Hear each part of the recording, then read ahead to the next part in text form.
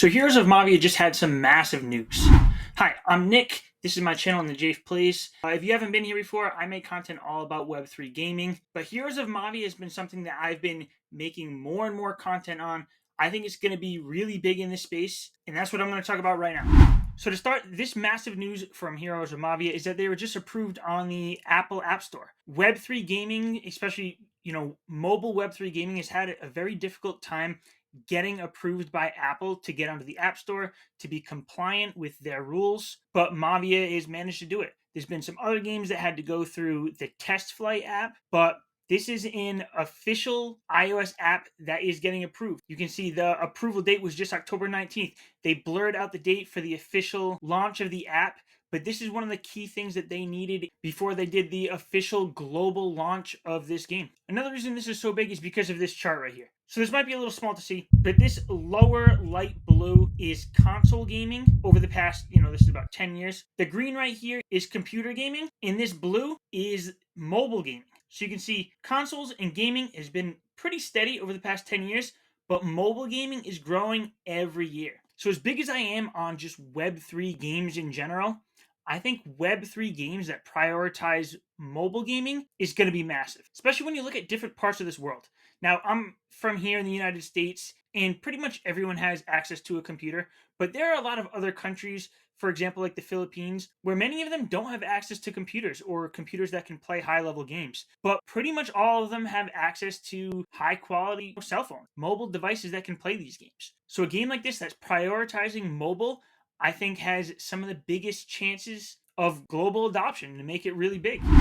So recently, Mavia just kind of changed up their game plan, and they're going with what they're calling the mass adoption model. And here are a few key points from this mass adoption model. So it's going to be free to play. Originally, you would have had to buy some of the NFT land to play this game, but in this new model, anyone is going to be able to download this app right on their phone and start playing the game. So they're going to have non-custodial wallets, which means anyone can start playing this game even if they know nothing about crypto. They don't have to have a wallet. They can just download the game and start playing, and they can accumulate their in-game currencies, their NFTs, and when they're ready to take full ownership of those, they can do that. But they can start earning and having these, digital collectibles without even knowing that it's Web3 technology. Now, everybody earns Ruby. This was something that the community didn't quite like right away. They thought, oh, we bought land, we want to be the only ones earning Ruby. And it has been mentioned that if you do own land, you're going to be earning a significantly more amount of this Ruby, but anyone can download this game and earn some Ruby themselves. Why I do think that's important is because it gives everyone a little taste of what the earnings can look like and what you can do with this Ruby.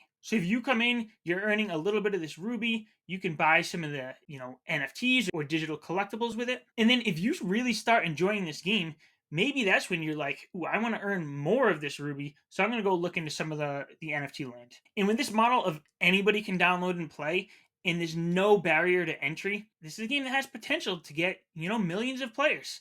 I know that you hear millions in kind of like a startup crypto game like this, but it's possible. I mean, look at what games like Axie Infinity did in that last crypto bull market. So the last one here is the NFT access for all, and that goes along with the custodial wallet. So you can buy these NFTs in the game. It can be held in your custodial wallet, and when you're ready to take that ownership, you can do it. So gameplay. This is your typical base builder and looter. You'll go to other people's lands, loot their in-game resources, build up your land, collect things from your land. The best comparison here would be from Clash of Clans. Most people know that over the past 10 to 15 years, Clash of Clans has been one of the most played mobile games. So what Mavia is doing here isn't a brand new gaming concept. It's already been proven to be a game that is highly addictive and that people want to play. The thing that's going to set Mavia apart is that Web3 technology and this NFT integration. So there are 4 parts about this economy that you need to understand. We got the Ruby, Sapphire, legendary items, and land I'll talk about in a second. So Ruby is going to be that in-game currency that you can earn it from looting other people's lands. You can earn it from clearing obstacles off of your base, tournaments, leaderboards. There's going to be plenty of other ways to earn it. And when I can get a full list of that, I will be making another video. And I'll be making plenty more videos on Mavia. So make sure you're subscribed and stay tuned for all the for more information that I'm going to bring here. But Ruby is going to be that currency that you want to get your hands on. Now, Sapphire is like your credits that you would buy in most other mobile games. So that's going to be the one where if you're in the app on your phone, you go to, purchase, it might say like for 99 cents, purchase 100 Sapphire.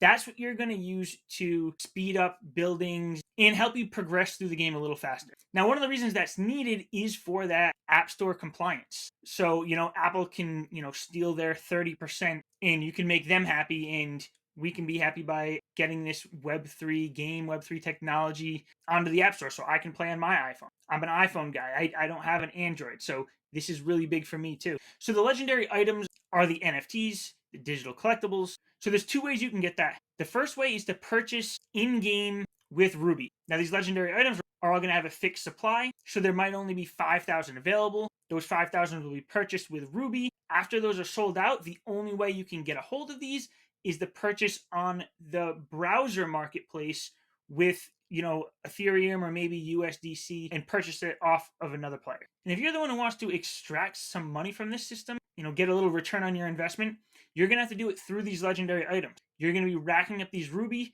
You're going to have to buy these legendary items. And in order for you to capitalize on that, you're going to have to go to the marketplace on the browser side and sell those digital collectibles for, like I said, either ETH or USDC, and that's how you can cash out. Because Ruby and Sapphire are both in-game currencies. They are not traded on-chain. Okay, and lastly, we have the land. Now, like I said, originally, you had to buy this land to play. Now you don't need the land, but owning this land does give you some perks. The biggest perk is just you're going to be earning a significantly more amount of Ruby. That exact number hasn't been said yet, but the word significantly has been used. So I wouldn't be too discouraged that a free-to-play player can earn this Ruby, because if you own this land, you are going to be earning quite a bit more. You can see right here, this is the mint price for these lands. So there's three types: the common, minted for 0.3 ETH, rare, minted for 0.6, legendary, minted for 0.9. This is a screenshot of the Mavia land on Blur. The floor is sitting around 0.22 right now. So it is below that mint price. This is not financial advice, and I'm definitely not recommending you go and purchase this. I'm just making you aware that it is out there. And that during this initial land sale, there was 10,000 plots minted, and they had no cap on how many they could mint. No one knew if it was going to be 50,000, 100,000, a million, but they did recently come out and cap it at that 10,000. So there's going to be no more NFT lands minted. So if this game does start blowing up, you're going to have more and more people who want to purchase these NFT lands, and there's never going to be any more of this NFT land. So I would suspect that once this game is fully launched and we get more and more players, land price could go up. Oh, and one more quick bonus for landowners. When those legendary items do come out, landowners are going to get first access.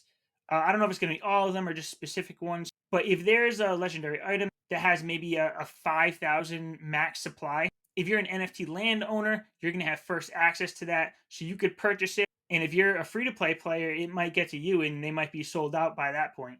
And if you really want it, you're going to have to go on the browser side marketplace and then buy it off of somebody else. All right, like I said, I'm big on Web3 gaming. I'm big on mobile gaming. Mavia is the perfect mix of both of those. I'm going to be making more content on this, so make sure you like this video, subscribe, stay tuned for more. And my DMs are open on all my socials, on X, Discord. In the comments here, I always respond. So let me know your thoughts on Heroes of Mavia and how big of an announcement you think this really is. That's it.